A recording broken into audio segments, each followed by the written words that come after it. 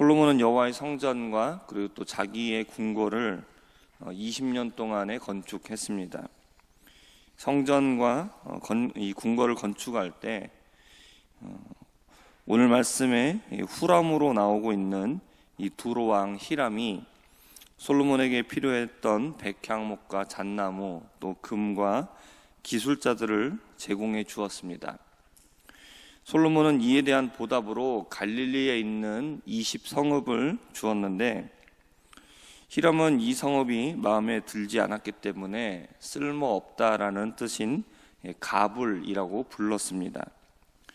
오늘 말씀에는 2절에 후람이 솔로몬에게 성읍들을 되돌려 주었다라고 말씀하고 있는데 바로 히람이 받은, 그러니까 후람과 히람이 같은 사람이죠.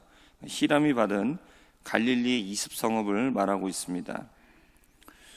솔로몬은 히람이 쓸모없다라고 생각해서 다시 돌려준 성읍들을 어떻게 했느냐, 이것에 건축을 해가지고 이스라엘 자손들이 거주하게 했다라고 나오고 있습니다. 솔로몬에게는 다른 사람들과는 다른 지혜가 있었습니다. 그래서 남들은 쓸모가 없다라고 말하는 성읍도 사람들이 거주할 수 있는 곳으로 만들었습니다.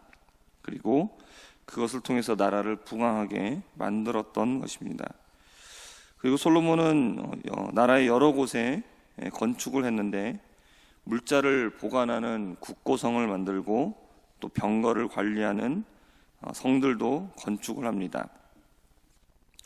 이러한 성들이 건축된 곳은 경제적으로 또 군사적으로 중심지가 되는 국경 근처에 있는 성들로서 솔로몬은 성전 건축만 이룬 것이 아니라 나라 전체의 행정과 군사, 경제에 대한 시스템을 구축해 나갔습니다.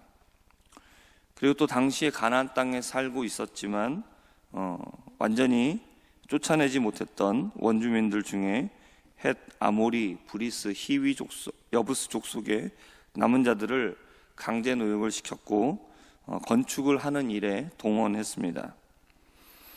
하나님께서는 솔로몬에게 남들과는 비교할 수 없는 지혜를 주셨기 때문에 국가를 경영하는 일에 있어서도 아주 탁월한 성과를 나타냈습니다. 이것은 솔로몬 개인의 지혜를 칭찬하는 것이 아닙니다.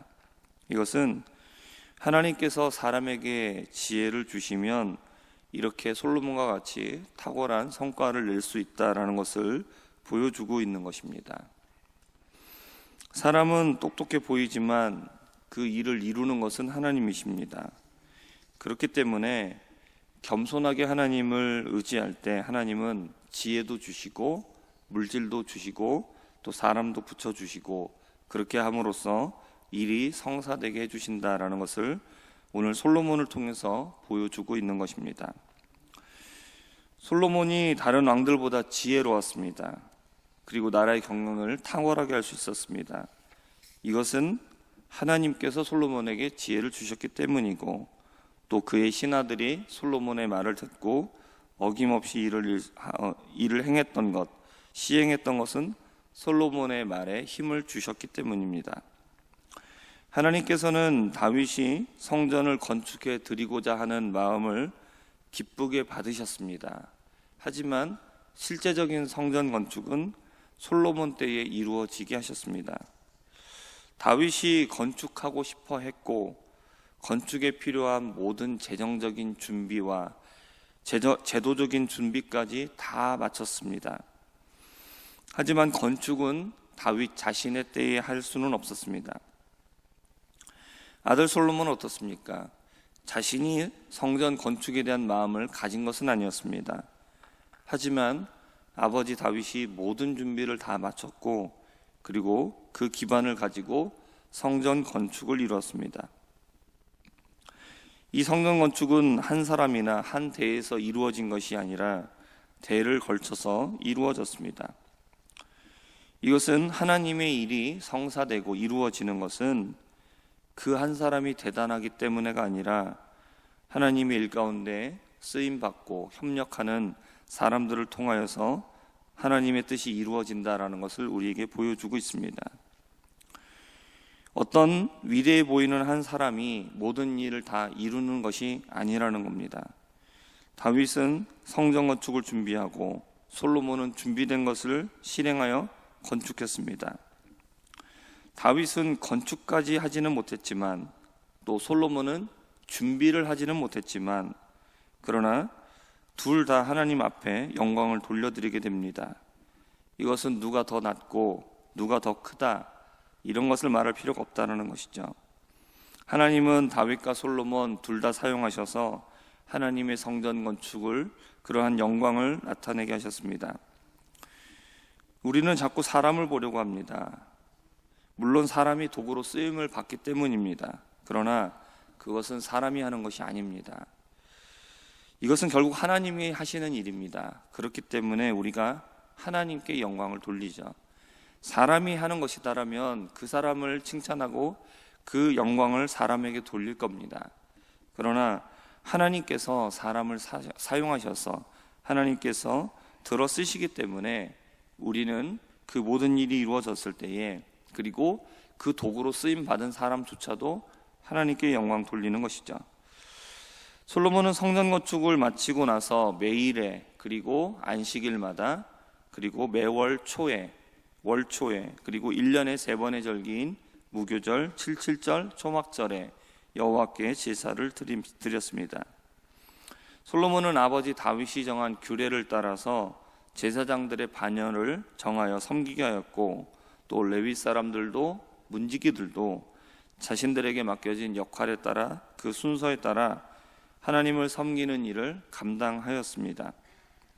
여기서 제사장들과 레위 사람들은 왕이 명령한 것을 어기지 않고 자신들에게 맡겨진 직무를 성실하게 감당했습니다. 이들이 이렇게 빠지지 않고 하나님을 섬길 수 있었던 것은 이것은 솔로몬의 의지가 있었기 때문입니다. 솔로몬 사후에 계속해서 뒤를 이었었던 유다의 왕들 중에 보면 하나님께서 주신 여호와의 하나님께 제사를 드리는 것을 소홀하게 합니다. 그래서 성전에서 제사를 드리지 않고 오히려 이방 신을 위한 제단을 그곳에 꾸미고 그리고 성전이 제대로 관리가 되지 않는 그런 이야기들이 나오게 됩니다. 솔로몬은 성전을 건축하고 그 건축한 목적대로 하나님을 예배하는 일을 힘썼습니다. 이것은 그의 의지가 있었기 때문입니다. 이것은 우리들에게도 똑같이 적용될 수 있습니다. 하나님은 우리를 성전으로 부르셨습니다. 하나님께서 우리를 성전으로 부르신 이유는 하나님께서 우리 안에 거하시기 위함이고 우리의 예배를 받으시기 위해서입니다. 그러므로 우리는 성전으로서 하나님을 예배하는 일에 힘쓰는 성도들이 되어야 합니다. 하나님이 우리를 부르신 목적은 우리가 하나님을 찬양하고 하나님께 영광 돌리는 자로 부르신 것입니다. 그러므로 우리의 삶 속에서 우리는 하나님을 예배하고 또 우리의 삶 속에서 하나님의 뜻대로 살아가는 자들이 되기를 힘써야 될 줄 믿습니다. 솔로몬에게 주신 놀라운 지혜와 그리고 그 영광은 오늘 말씀을 보면 그가 하나님을 예배하는 자로서 성심을 다했다라는 것에서 그 이유를 찾을 수가 있습니다. 하나님을 위해서 아끼지 않는 사람에게 하나님께서는 아끼지 않으십니다. 우리도 솔로몬과 같이 하나님을 예배하기를 힘쓰고 살아갈 수 있는 성도들이 되고 또 하나님께서 우리에게 주시는 그런 모든 복들을 누리며 살아가기를 주님의 이름으로 축복합니다. 기도하겠습니다. 하나님, 하나님의 일은 혼자서 하는 것이 아니라 하나님께서 택하신 사람들이 합력하여 선을 이루는 줄 믿습니다. 또한 그것은 우리가 하는 것이 아니라 내가 하는 것이 아니라 하나님께서 나를 통하여 이루시는 것입니다. 그러므로 우리는 이 모든 것들을 인정하고 늘 겸손하며 오직 하나님께만 영광 돌리게 하여 주시옵소서. 하나님, 솔로몬이 하나님 앞에 예배드리는 일을 성심으로 준비하며 그렇게 예배하였기 때문에 하나님께서는 그에게 놀라운 지혜를 주시고 또 영광을 주셨음을 우리가 보면서 하나님, 우리가 하나님을 예배하는 자로 살게 하여 주시고 또한 우리에게 주시는 또 세상의 복도 받아 누릴 수 있는 하나님의 사람들 될 수 있도록 그런 지혜와 겸손을 허락하여 주시옵소서. 예수님의 이름으로 기도합니다. 아멘.